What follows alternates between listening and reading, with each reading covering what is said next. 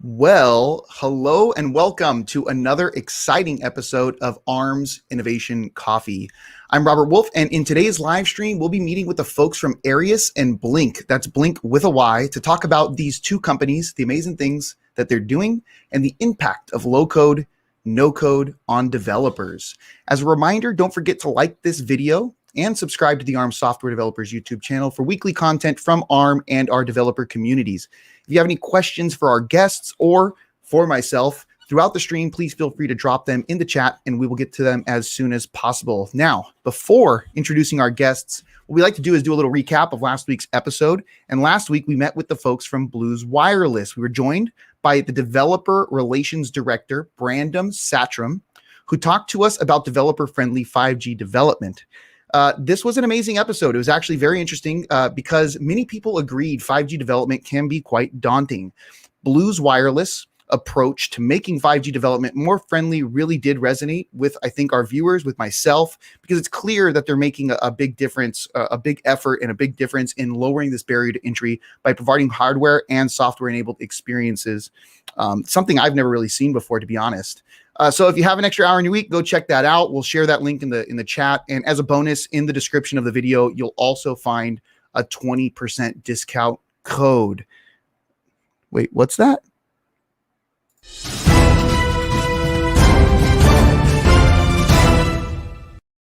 As it turns out, the ARM Dev Summit call for papers was just released right now, earlier this morning. So if you have something you would like to talk about during the ARM Dev Summit this year, make sure you cruise on over to the Dev Summit right here, devsummit.arm.com. Go submit your call for paper, your idea. They have tech sessions, panels, keynotes, all sorts of cool workshops, amazing things that you can all take part in either as an attendee or as a speaker. So lots of cool stuff to check out there. Now, without further ado, I think it's time to introduce our guests. So joining from Longmont, Colorado, is Christian Avedon, Director of Sales and Marketing at Arias. And from Miami, Florida, we have Pavel, and I'm going to try to say your name correctly here, Bayborodin, founder and CEO of Blynk. Perfect. So let's bring them in. I'm going to click them. Oh, there we go. Click them into the stream here real quick.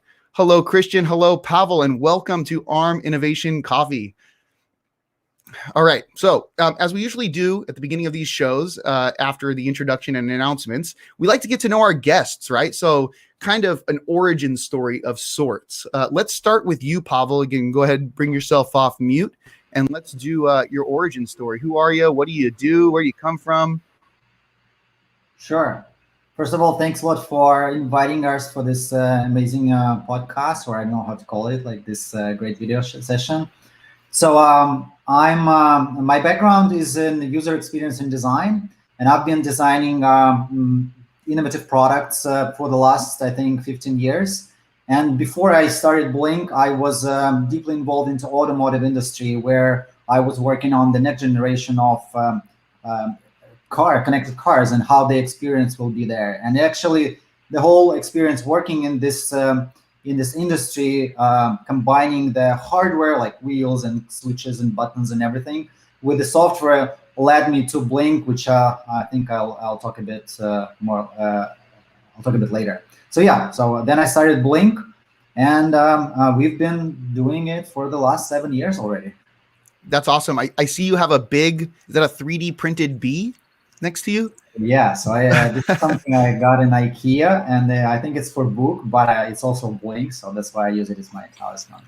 Cool. Look, we already have some comments here. People are excited to see what you're all up to.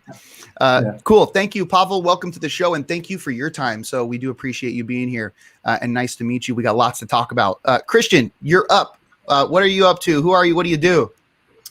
Hey everyone, Christian Avedon here. My background is in environmental design, emphasis in architecture, and we make building products at Arias, specifically fan systems that help with destratification, and I'll dive into that a little bit more. But when I was getting out of school back in about 2009, 2010, I was asked to join on. This is actually my father's company. So my background in architecture kind of led to, a nice dovetail with the building products industry, being able to read building plans and all that. And I've been doing it since 2010, so going on almost 11 years now. And I will dive into a little bit of the company history here in a little bit and kind of explain how we came about with the product. You're on mute. I'm on mute. It has to happen every now and then, right? Yeah. So Christian, thank you so much for joining us as well. We really appreciate it. Hello, Teddy from the audience. So Christian, thank you. Pavel, thank you. We got to know you a little bit here. Now I think it's time to get to know your company. So you did kind of touch on it. We have Blynk, we have Arias here. Let's first talk about Blynk. What does Blynk do? You know, give us kind of that high bird's eye view of what Blynk is. Sure. So on a high level, Blynk is an Internet of Things platform, and our main mission is to make the Internet of Things simple and affordable to developers, makers, engineers, and also to businesses as well. So basically, because it's like a multidisciplinary thing where we need the user experience and applications and front end and firmware and connectivity and cloud infrastructure, so we try to pack it into something more digestible. So basically, we are offering a set of products on our platform which allows everyone to connect their electronics to the internet and then exchange the data with the cloud, and also build user interfaces on the mobile apps and on the web dashboard to kind of make it tangible and make it usable, and make something really, really interesting for other people as well. And so we have this amazing community of developers who are using the Blynk platform. And we also have a lot of businesses who are using the same platform, but for commercial purposes when they need to connect their equipment to the internet and provide their end customers with a user interface. Yeah, so I think this is a unique episode in that we're actually, we have you here from Blynk, but we also have Christian here representing Arias. And just as you said, right, Blynk is a platform for developers, end users, but it's also a company or a platform for companies, other companies who want to consume this as well. And Christian, you're joining us from Arias. You built something upon Blynk, right? So we're going to talk about that at some point, but let's get to know what does Arias do, and then maybe you can kind of touch a little bit on what you're going to tease us a little bit on what you've done here with Blynk. Sure.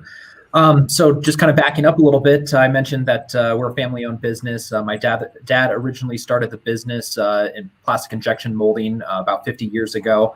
A lot of that business went overseas, and he had to kind of reinvent himself. So the product that we sell now, Arias, which is kind of our main revenue generator, it's like a turbine kind of jetted ceiling fan.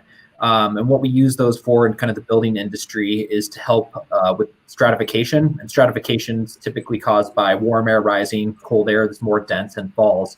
So in high bay spaces, such as in our tool room being here in cold Colorado, when you pump a lot of heat into the space, you get that warm air that tends to rise to the ceiling, and you heat from the top down, which can be, both uncomfortable to the people that are working in there, and it's also a high energy use.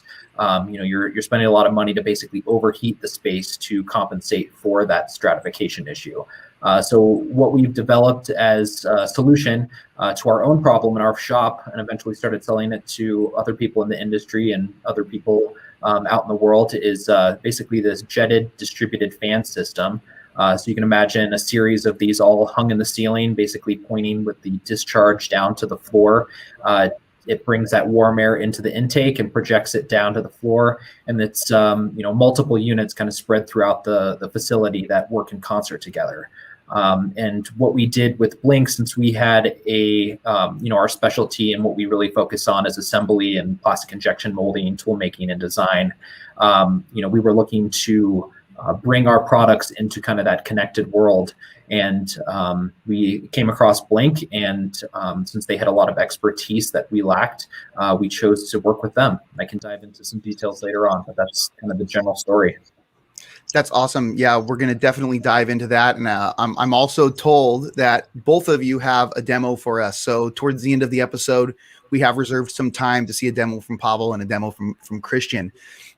So I want to go back to you, Pavel, right? We already talked about Blynk, but there has to be also an origin story for Blynk. And I know you kind of touched on it, but I want to talk more about now, like the solution of it, and also dabbling a little bit in the whole no code, low code, no code space, right? So Blynk, as a developer, I go there and I also want to know, what am I expected to see there? Why did you create this? What kind of solutions or problems were you solving? Sure. So as I mentioned before I started Blynk, I was working in the automotive industry on the innovation part of this thing. So I've been working with Chrysler, Ford, and other companies, mostly with their R&D centers, where we were introducing our machine learning platform for their things, for their cars. But we also worked a lot on kind of defining the user experience in these connected cars and these kind of smarter cars. So at some point, I realized that we do a lot of not only like working on the screens, which was my prior experience before that, but we started to kind of interact with the hardware itself, like with the wheel, with the blinkers, with a lot of things. And you can't take it out of the equation when you are designing a driver experience, driving experience. So this is where we started. My team and I had a need to build physical prototypes. So we need an interaction between the screen and all the physical controls. And I've never has been an electrical engineer, but I started digging into it and realized I quickly learned about Arduino. It kind of terrified me a bit that there's a whole thing to learn. But when I opened it up for myself, I realized that, wow, this is actually very, very easy to do these days. I mean, I'm not a big coder, but I can do copy paste and do all of these things. So I kind of learned a bit of C++. I'm not a very deep, I don't have any deep knowledge on that, but I was still amazed with how easy it is to build something with electronics and and solve your problems or solve certain prototype issues. And straight after that, when I realized that, wow, this is so easy to work with hardware these days, all of the sensors are here, all of the actuators are here, the brains are easy to program, I was just blown away with how easy it is. But then I quickly realized, after building first projects, I think first one was to water the plants when I was away and flying on my business trips all the time.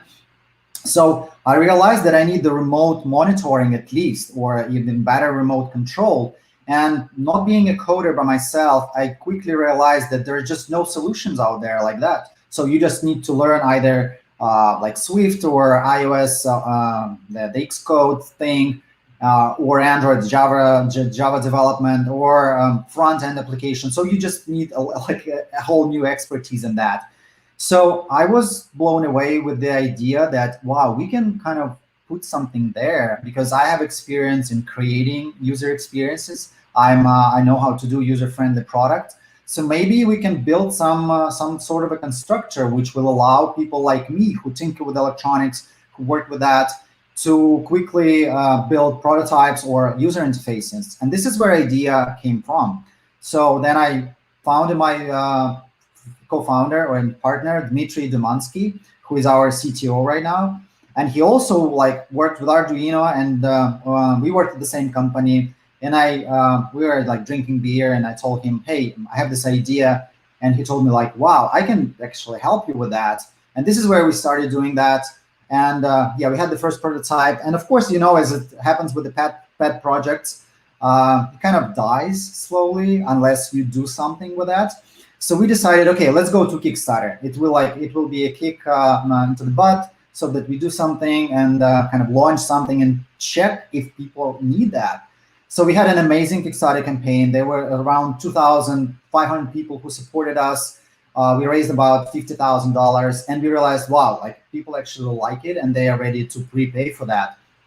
So yeah, this is where the story of Blynk started. And yeah, today we are 500,000 developer community in 136 countries around the globe. We run 300 billion messages through our cloud for developers and businesses. There are 750,000 devices connected to our cloud. So yeah, everything happened very organically, and and here we are today.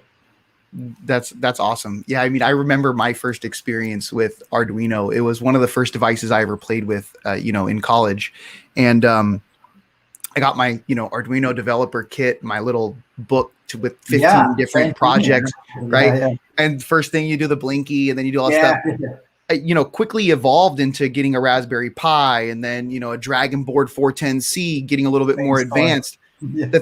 the thing is that what you just said really does kind of resonate with me in a sense that as soon as you start getting into more complex things, you start to realize that it's very tough for one person to do everything, because you start needing like iOS. Like, what if I want to link this to an app? I can't make an app. Like, I've never learned how to do that. So then you have to go learn how to make an iOS app, get the developer license, all these different things. Or you want to do Android, you have to learn Java, you have to learn all these other things.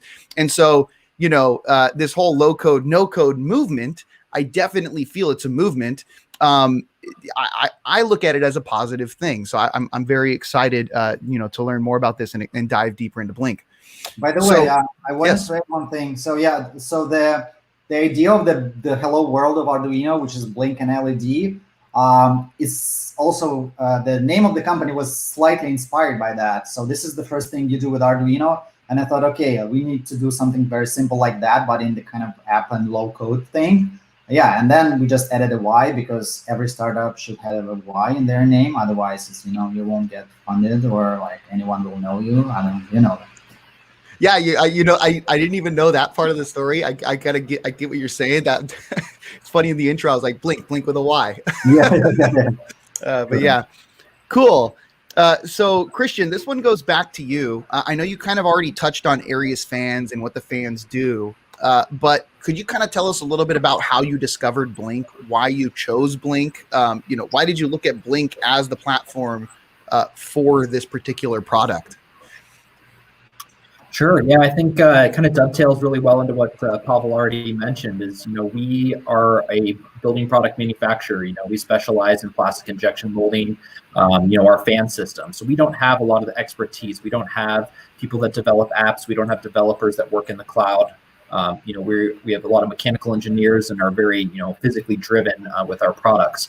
So when we wanted to enter the space and, develop a way to connect our devices to the web and, bring basically that kind of IoT environment and control to our user groups, we started searching around for something that, seemed like, we would be able to manage it ourselves. And the idea that Blynk kind of has, very limited code or low code or no code, was a great kind of, thing that we saw in our eyes because we didn't need to go out and learn all these different pieces. So it was relatively easy for us to, go out, find an electrical engineer that would help with the hardware design. And then we interfaced with Blynk to help, with the firmware development and then use their system of their app to basically build the environment for our fan system to run on. So hopefully, that kind of explains kind of what our decision making was there.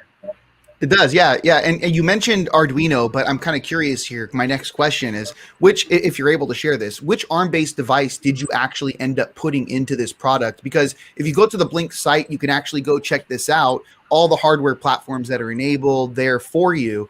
There's quite the list. Which device or which platform did you end up using? Sure. Yeah, I got one of our boards here from production just to quickly show off. We used the Texas Instruments, is it the 3220 series? So you can see here, it's just a system on a chip. I believe it uses that ARM Cortex M3 inside of there. And the reason that we chose it is just a nice package, very easy for assembly, and low cost from that perspective. And it's got the built-in antenna. The Wi-Fi system's already built into it, and it's described to us as a very kind of secure system to be working on. So that kind of prepackaged chip is something that was very simple and easy for us to integrate into what we wanted to do. Very cool. Very cool. Yeah. Hardware, absolutely. Yeah. Sorry, Pavel. Did you want to add anything else? No, just this is really a very kind of reliable and secure solution for Airius, and we really liked working with that. Even though there were of course, some work required on that to integrate some of their libraries, but it was a good result at the end. And right now, it supports over-the-air updates from Blynk and provisioning, Wi-Fi provisioning, and all sorts of other things. So yeah, it's kind of ready to use, which is really cool. Nice. Well, thank you, Christian. Thank you, Pavel. Now I want to transition into the section where we're calling it the discussion around IoT development. And this seems to focus a little bit on, at the beginning, on this whole low code, no code movement. So my question, and we can kind of maybe start with you, Pavel, on this one, is why are low code, no code platforms so important today? What has changed in the software space to make them more important today? So please, if you could just kind of enlighten us a little bit on this. Yeah, so I think that there's a huge movement overall for the low code or no code platforms. If I even look in my past, so I was obviously building websites when I was just a UX designer back in like 10 years ago or even more. And today there are just so many constructors that you can use, and you don't have to code at all. And it like helps you, and they're all beautiful. So all these website constructors like Squarespace, Tilda, Wix, Flow, all of that, they offer so many components that you can build anything you want. And why do you need to program that? Why do you need to spend your time on that? And it's kind of responsive. It works out of the box. You can apply any design. You can customize it the way you want. So this is a kind of a great evolution from where it was, where you need kind of to write HTML, to like just drag and drop, put your text, click a button and launch a website. So this is one analogy that I'm looking at. Another one is like a Shopify. Today, when someone thinks about starting their like e-commerce business, yeah, you obviously can build your own online store. But hey, like for $9, around like $9 to like whatever you want to spend on that, you can build a very decent e-commerce solution and without any coding at all. And you can connect all these different modules that you might need, like tracking the shipping, sending the emails, all of these things. They're just working out of the box. So I think that this is where a lot of kind of software developments would go into. And this is where we saw an opportunity with Blynk, because in IoT it's even more complex because it's a multidisciplinary or multiple domains industry. In general, it's very, very complex. Even if you look at the connectivity and like pairing the device, like there's statistics that 40% of users fail when connecting their first internet IoT device to their home Wi-Fi network. So this is why this is so important that you don't need to build it from scratch. You just should use the experience of other people who done it multiple times. So it will simplify the life for you. It will minimize your time on development. And again, not everyone look at time as resource, but I see that more and more developers are starting to consider that because first of all, most of engineers in software, it's a kind of a high-paid job, right? And so your time is really, really expensive, and you always can decide whether you want to build everything from scratch or you use modules or you use low code or no code platform. So I think this is where a lot of kind of vectors in software development goes to. And I think that there should be always a room for certain customization and flexibility, but on a high level, you shouldn't write that much code as you had to like 10 years ago or 5 years ago. And I think that people are noticing that in different areas of software development overall. Yeah, you know, the famous quote from Isaac Newton is, I mean, I'm not going to say it verbatim, but it's if I have seen further, it's by standing on the shoulders of giants. Yeah, I love this. Yeah, it's a great quote, right? I mean, you know, I remember even when I went through my electrical engineering curriculum, you learn assembly language where you're literally pulling and pushing registers and finding ways to literally do this in kind of like a linear sequence. And then you get into something like C.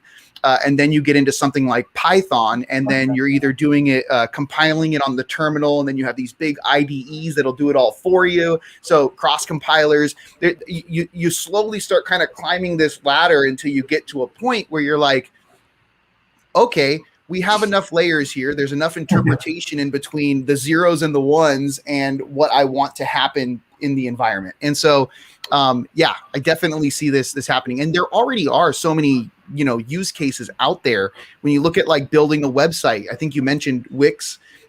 These are all kind of low code, no code, WordPress, where you just go in there, drag and drop components. I mean, that's all code that's happening, behind the scenes, and you just get to drag and drop a component, right? So we're headed in that direction. And I'm afraid for front-end engineers in this direction, because before that, I think they had a lot of a lot of work there.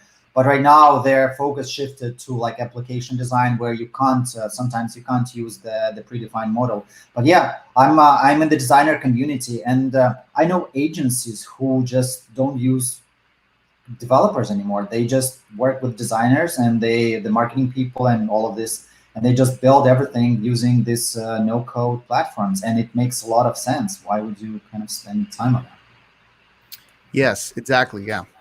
So, moving over to you, Christian, I have some questions here. I mean, I want to talk about use cases, and I know, you mentioned that you're using this for your fans and stuff. I'm wondering, have you thought or explored any other use cases that you might be, using Blynk for, or at least, a low code, no code environment or platform for? I can't speak too much to that because our main focus is on kind of the fan products at this point. So I don't have any kind of potential applications in mind for, I guess, further development. So yeah, mainly it's all kind of focused right now around the fan products. Okay, cool. And back to you, Pavel. Which industries or verticals do you see leveraging your platform the most? I mean, I know we have Arias here leveraging it for, I want to say like a mechanical design, something that's mechanical. Do you see any other applications or things that people might be using this for, other verticals? So to be honest, I'm just excited every day where I check the requests from potential clients of Blynk and then the inbox in our CRM system. And they all come from different verticals, from agriculture and marijuana growing and beer fermentation, monitoring, and all of these things. So on one side, I kind of don't really like that we don't have a focus and that we are extremely horizontal, because we provide this like a constructor, which you will see, by the way, later today during the demo. So we see, just in terms of industries and verticals, I'm just amazed with how many use cases people come up with when they combine their knowledge of electronics and product manufacturing with the concept of Internet of Things and how they can be connected and like what can be built on top of that. So it's always very exciting. And I can't. So first of all, I mean, for us, obviously, smart home is a very big niche. So like 40% of our clients are, and developers, I think, and engineers and hobbyists are using it for some sort of a smart home applications. However, the next one is very big for us is the HVAC, which is heating, ventilation, air conditioning, and basically Airius is one of the clients in this industry. We have a lot of customers in agriculture, and the rest is just, as I told you, there's just so many different ideas, so many different concepts. It's crazy. So, yeah, thank you for answering that. It looks like we have a question here. I think you kind of addressed this already, but let's bring it in here anyways. This is from iShotJR. What is Blynk's business model? Is your focus on makers or enterprise? And I think you pretty much said both, but maybe you can elaborate a little bit. Yeah, so it's a very good question. So I would say that majority of our users are developers, but again, these engineers, they work in certain companies, and it's a very, very common scenario for us where they would try Blynk for themselves, for their home project, for their like robots, smart home things, and all of the crazy things that they design with Blynk, and then they would propose it to their main job where they work. Like, hey, I can build a prototype really quickly, and they can actually do it in like maybe a couple of hours or a couple of days at max. And they can demo it, and then it can become a commercial product. So we are really, really focused on the developers, and we've been always trying to build this engineering community around Blynk. And I think we did a great job. We always listen, try to incorporate feedback. For the last 1 year, we were a bit quiet because we've been kind of focused on this new version of Blynk that we are working on. But other than that, we always listen, always on the forums, trying to kind of collect feedback and implement it in the platform. So in terms of business model, yes, we offer different ways of working with Blynk. We have a free version where you can plug in, where you can sign up basically and try a lot of functionality for free. And then if you need something extra, you can purchase that. And if you need to move your idea into like a commercial prototype or commercial product, then we have two different plans for that. So we have like a white label solution where you can put your logo and app icon and publish it to App Store and Google Play, and it will work with your devices. Or we will be soon launching a new product for like a lower batch manufacturers as well. So yeah, this is the business model. So we have the offering for developers where they can scale up a bit, and then we have commercial plans for those who are planning to use our platform commercially. Hope that it answers the question. If there are details, I'd be happy to answer. I think that does answer the question. And in fact, we got another one in the chat here. I'm going to take it as well. Let me see. Do I share this screen? Yeah. Okay. I want to make sure I do this right. So I'm sharing my screen here. Someone asked about your, what tech stack are you using under the hood? And I want to pull this up here real quick because this caught my eye on the developer website. Just to give you an idea, what we're talking about with Blynk, we're talking about this app, the App Store, the Blynk server, and then connecting into all these devices through the Blynk libraries. But maybe is there a place where I can go to see the actual tech stack, or maybe you can talk about that a little bit? I'm not sure if it's listed on the website right now, but yeah, I can definitely go for. This is a great diagram. It's slightly updated right now because we have a web portal as well on the application side. But yeah, so in terms of applications, we use native apps, native iOS and Android apps. We tried the web applications running into in the kind of frame, but it never worked really well because we also need to work with connectivity, with good access to Wi-Fi and other functions of the phone. So we decided to focus. Yeah, we should build native apps, and we've been doing it since day one, basically.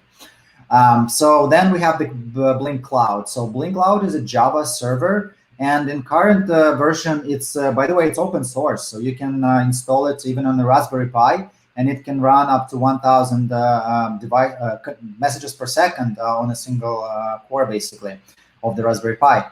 So it's, as I said, it's a Java application. So and we continue in the next generation of Blynk. We always will be will be using Java. On the libraries, on the hardware side. The most popular library or agent, as we call it, it's a C++ agent, but we also have the Node, the JavaScript one, and the MicroPython. So they're a bit less developed right now because we see that like 99% of our customers and engineers are using C++. So this is where we put a lot of focus on. So yeah, and this agent, it not only kind of provides the kind of sending the data to the cloud, but it also manages the connection. So we work with every Wi-Fi module that we work with. So we do all this connection management, data processing, and data sending, and over-the-air updates where possible, and Wi-Fi provisioning where possible. So yeah, we try to kind of compress everything into like a layer that works on top of your existing application, so we don't really interfere with that.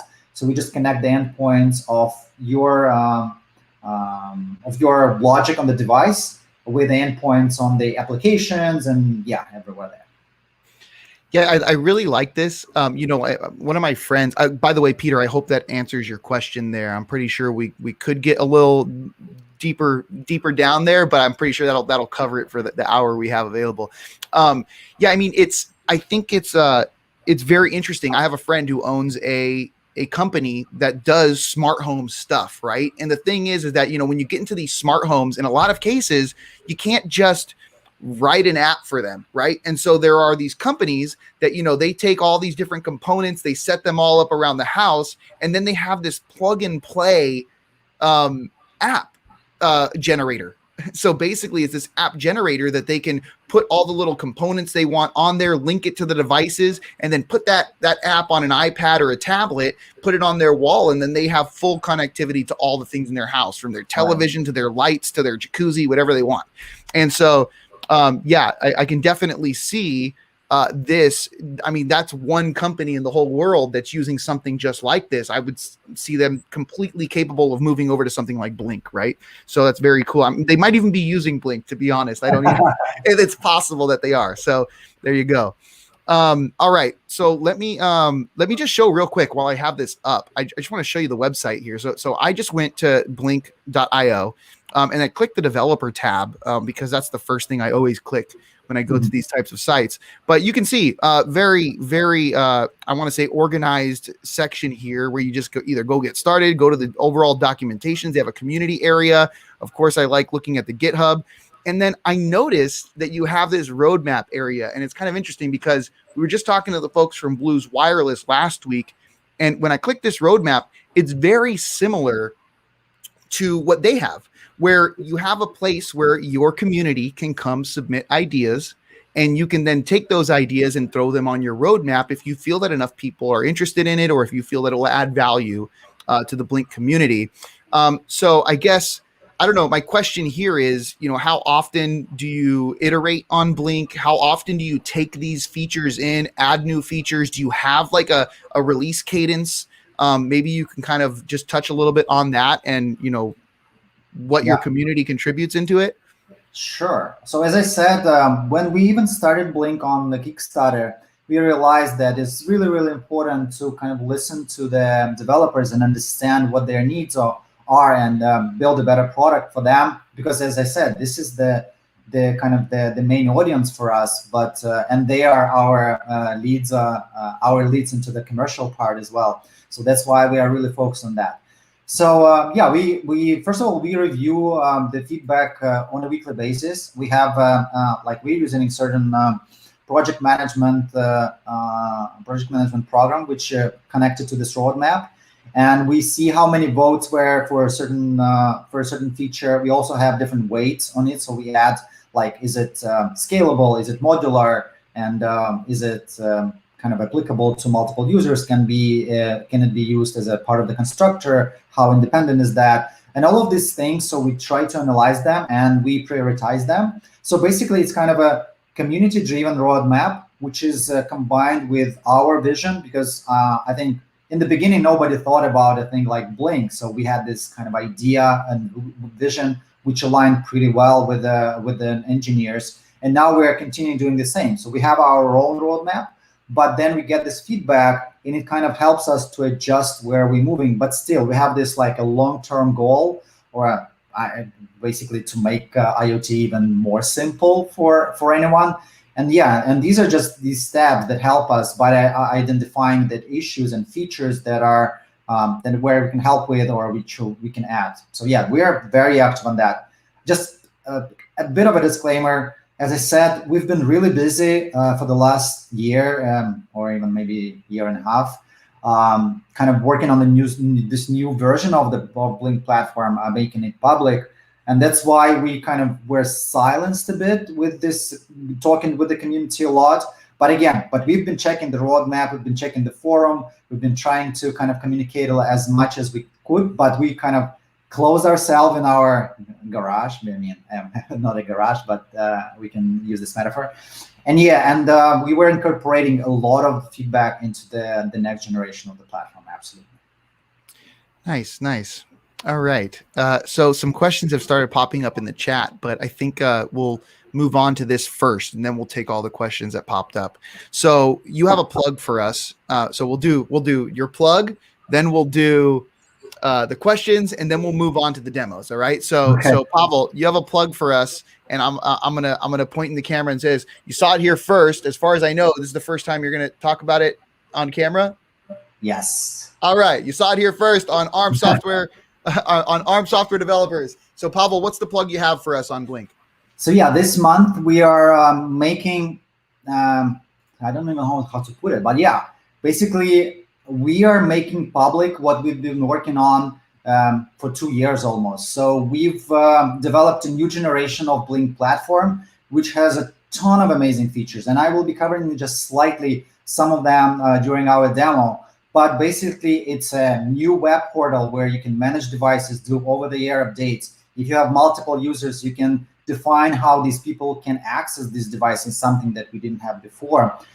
We have new widgets. We have new, I don't even know where to start. There's just so many features that you will definitely simplify the development for anyone who is building, whether it's a personal project or a commercial product. There's just a bunch of new stuff that we will be launching this month, together with a new business model and together with the new business products for smaller companies who can't afford like a white label application. They can still build a commercial product and start selling it. Awesome. Very awesome. It seems there's some excitement in the chat too. So let's get these questions going. Then we'll get to the demos. I know, Christian, you have a demo. Pavel, you have a demo. So let's get these questions answered real quick. We still have about 17 minutes left to the stream. I keep looking over here because this is where I have the stream, but maybe I should move it over here. All right. So first one, I think this is kind of a follow-up on the last question that Peter had. Is there an extensibility model there too? Can we write plugins for the system on top of this? And I think this was when we were looking at that diagram. So yeah.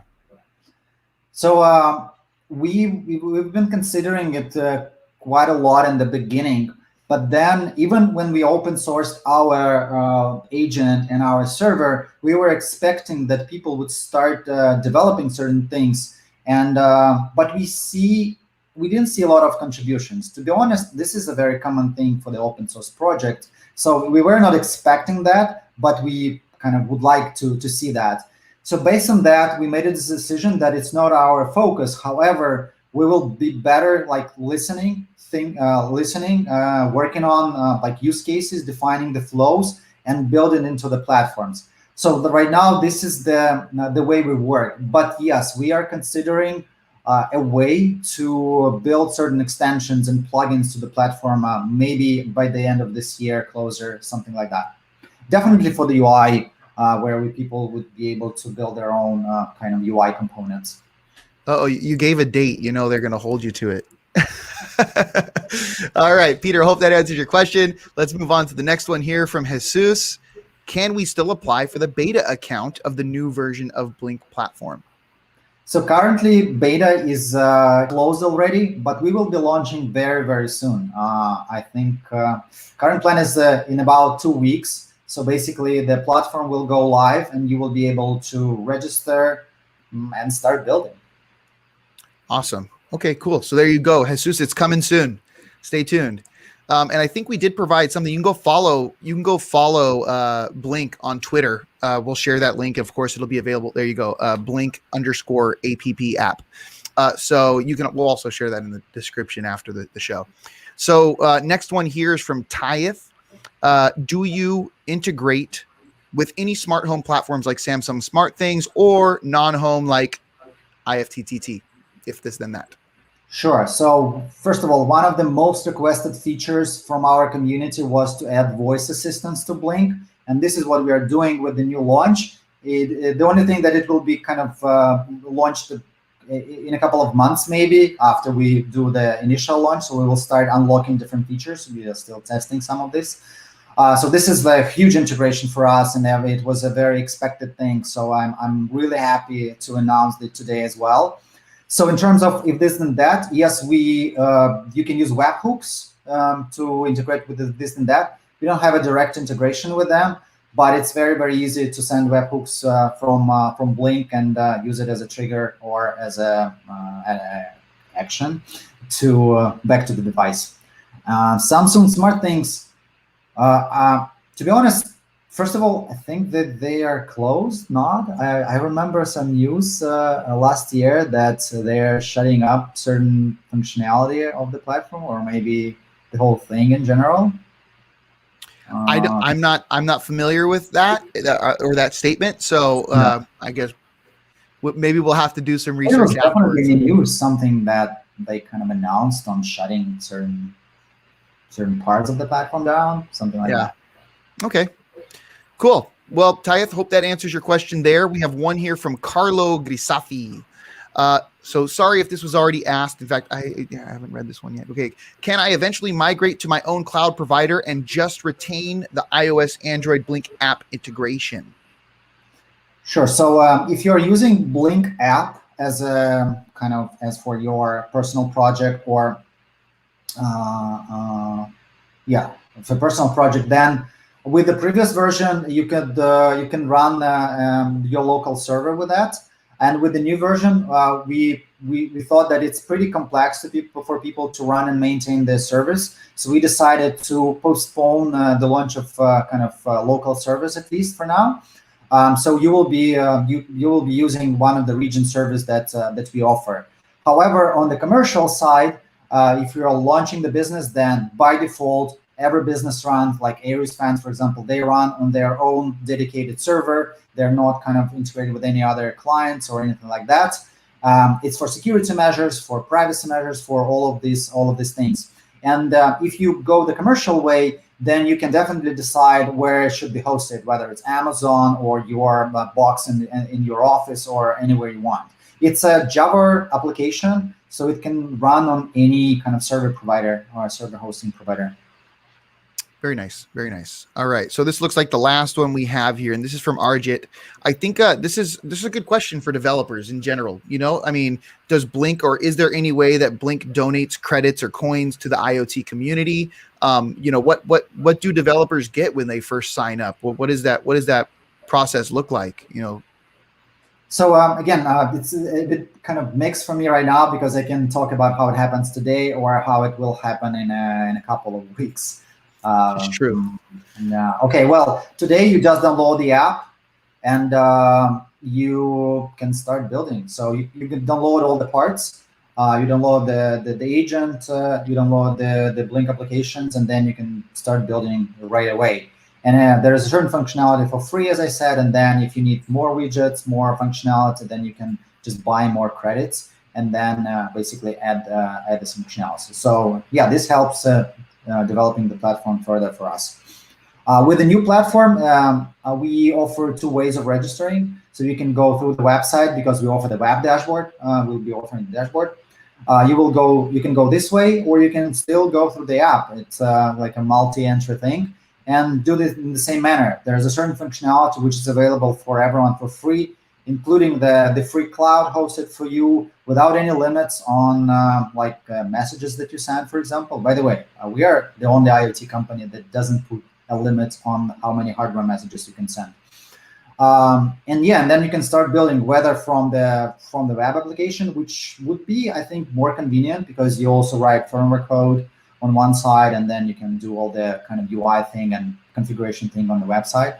And then you can move to the applications, which works in the same way. Great. Okay, so we got these questions answered here. Again, don't forget to follow Blynk on Twitter for updates on this cool announcement or this cool new release that's going to be happening in the coming weeks. There you go. Understood. Thanks for clarifying. All right. Now, I think it's on to demo time. We almost have exactly the perfect amount of time. Should we go Blynk first and then Arias to kind of show the platform and then show how Arias used it? Does that sound okay? Sure. All right, yeah. I see nodding. All right, so you're up first, Pavel, then. Let's see what you got going on here. Maybe you could explain what you're going to show us, too, first. Sure.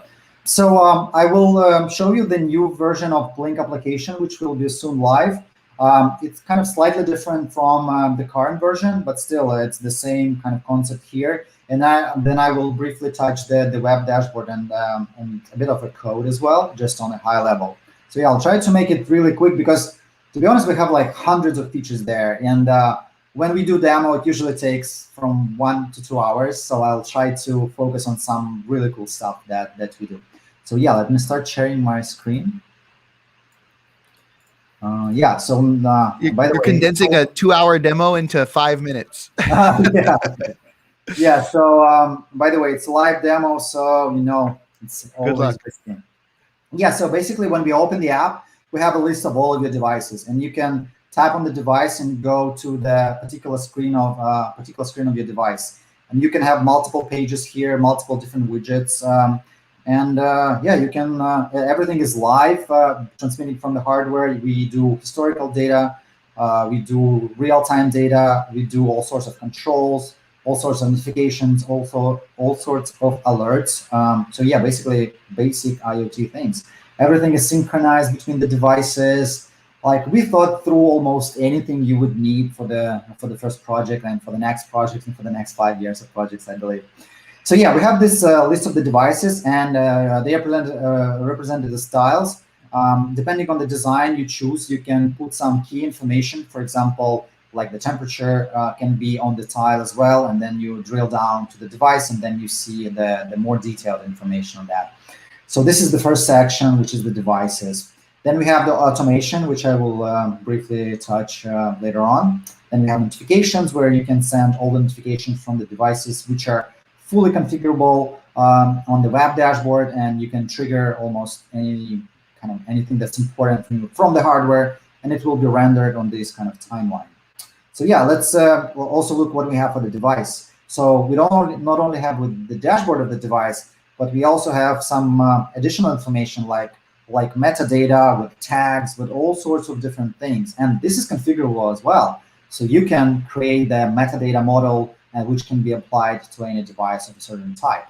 We also have this timeline, basically where we record different things that happen with the device. For example, we hear when the device was online or offline, and you can add your events here. So if something important happens with the device, you can render it here from the device, send a notification, send an email, do whatever you want. You can, of course, delete the device, you configure, and all of that. Also, Wi-Fi provisioning is included in this new generation of Blynk platform, which means that you can put our code on the device and then use Blynk app to connect this device to the home Wi-Fi network. Not all the hardware is supported, but the most likely that you have or work with the hardware that's supported. So yeah, but let's say if I'm a developer, what I can do here. So I can open the device directly from here. You see this kind of a tool icon. If I click here, I'm getting into developer mode, which is a constructor. So we have this canvas where we can put all of these different widgets.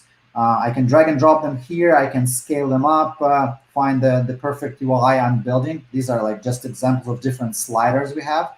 Like we have vertical slider with a switch, slider with steps, slider with verticals, horizontals, whatever you want. We have all sorts of gauges because this is a very popular UI element for the whole I'm using with the hardware. We have LED. Oh, by the way, yeah, I can open up. So this is the list of widgets you can add. Buttons, sliders, charts, RGB controls, step input fields, displays. I mean, you name it. There's around 40 different widgets. You can do video streaming directly from your hardware. We have different interface components, like you can put a drop-down menu or a text input or a numeric input. You can do like a web link. Just so many things that you can use right out of the box. We offer buttons. You can use custom images. If you're working on something interesting, you have different icons. You can change the icon based on the state of the device. You can rotate these images. You can scale them up. So yeah, there's just so many things you can do in terms of the user interface with Blynk. Yeah, kind of bunch of other controls, like you can control RGB lights from here in different modes. So we try to think through all kind of major use cases, but of course, everything will never be covered. That's why we keep improving the platform, keep adding new elements based on your feedback. So every widget has its own settings. Let me go somewhere. For example, the slider, the simple one. So you can put the title, you can change the colors, you can choose the data stream, which I'll be talking in a minute. You can do a bunch of settings. So every widget has its own settings, obviously, and and this is how you build the UI. And then when you close it, it immediately applies to all of the devices of this template. So I have multiple temperature sensors which inherit the same template. They will all be updated. For example, I just changed the width of this slider here. And if I go to any other, like I have this rocket icon devices so that I can distinguish them. So yeah, all these sliders are updated. Even though they have different states, they're still updated. Okay, so next cool part is automation. So this is another level of low coding or actually no coding at all. So you can create automations between the devices, and we support different scenarios. So you can do automations based on the time of the day, based on the astronomical timers, which are everything is provided by Blynk. So you don't have to code anything. You will provide the location of the device. We will calculate the sun position, and we will be able to turn things on and off based on the sunset or sunrise time with a certain offset or not. Or we can do the device state. When something happens in one device, you do something on a different device. So yeah, it's like an if this then that, but I think kind of on steroids, and also working with any device that you do with Blynk. So I created a new one. So basically, here's how it works. Like when the button on one demo rocket device is on, turn on the button on the second device. It's very simple, but you can add multiple actions on multiple devices based on a certain trigger. So I really like this feature, and it also was one of the most wanted features by our developer community. And it simplifies the development a lot. So you don't have to write this code, this logic on the device, especially between the devices. It's kind of complicated. So yeah, we kind of expose, you just expose what you want to be like a trigger or automation, a condition, and then you can do it here. I think, yeah, this is pretty much kind of application in a nutshell. So we have this constructor, we have this like play mode where you actually use the devices, and you have a whole bunch of other things that you can do. Gosh, that's just amazing. I wish we did this demo a little earlier in the stream, because now I have a million questions and we're almost out of time. Darn it. Okay, we'll have to do an update maybe another time on this. But very cool. Thank you, Pavel, for sharing that. And Christian, you're up next. So you took this platform, maybe not this newest version, but one day you took the Blynk platform and you built something else here. And just to let our viewers know, we might go over by a few minutes here. Feel free to drop off and check it out on demand after we post this. And thank you all. But Christian, please go ahead. Let's see this demo. Sure. So what I'm showing here is kind of that white labeled platform that Blynk developed for us. And you can see that we have the Arias red across most of the devices here. I guess this is the web dashboard. So I don't have kind of a fancy hookup to share my app screen on my phone, but this is what you kind of get on the web-based version. So, kind of a general overview is we're able to look at all the organizations for all of our customers here, so we can help troubleshoot them if they're having issues. But right now I'm just showing you kind of our just internal tool room here that we have, just as a kind of quick demo of what the system looks like for our customers. You can see here we've got all of our fans listed, and then we also have a floor sensor. So all of these have the ability to basically change the fan speed, and then we get that feedback from the tachometer. So we kind of close the loop on being able to monitor the fan status. And then we also have these floor sensors that are located in the facility. And since we're trying to control the delta T, or that temperature difference between the ceiling and the floor, all the fans have the temperature sensor, and the floor sensor has a temperature sensor. So we're able to measure that delta T, that difference between the two. And what we'll be working on next is kind of another development for this system, is doing like an automation with that delta T. So, as that temperature gradient gets larger, the fan speed will increase, and we'll be able to basically have like automatic temperature control. But just kind of quickly here, basic on off, you've got the speed slider here, so we can adjust the fan speed. You've also got the humidity. You can see the tachometer starting to react with the change in speed that I just applied. And as I mentioned, there's that delta T. So we're reading that temperature at the floor sensor, and then also at the fan to develop this input, or this variable here.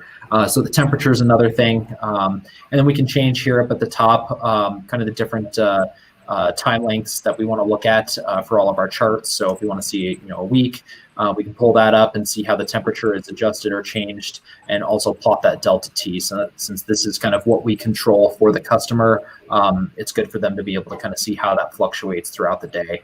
And then we've got, on the timeline here, if there's any issues with, like, say, the delta T gets over a certain range, they'll come up with a warning or an issue here. As you can see, there was one that popped up at one point, looks like earlier today. And also just out at different lengths of time there.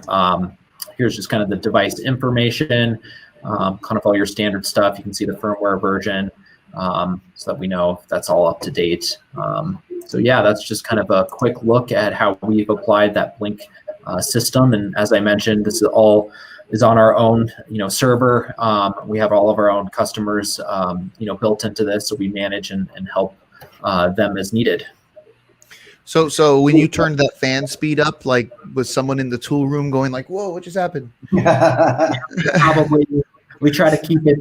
We try to keep it under maybe about 70-80%, because this particular model running full open is a little bit loud. So yeah, I try to have the sales guys kind of keep that to a minimum, so we're not bothering everyone on the shop floor. Cool. That's awesome. Yeah, I just wanted to add a thing here. So from the technology, I mean, I think it's very interesting for developers who are working on different applications.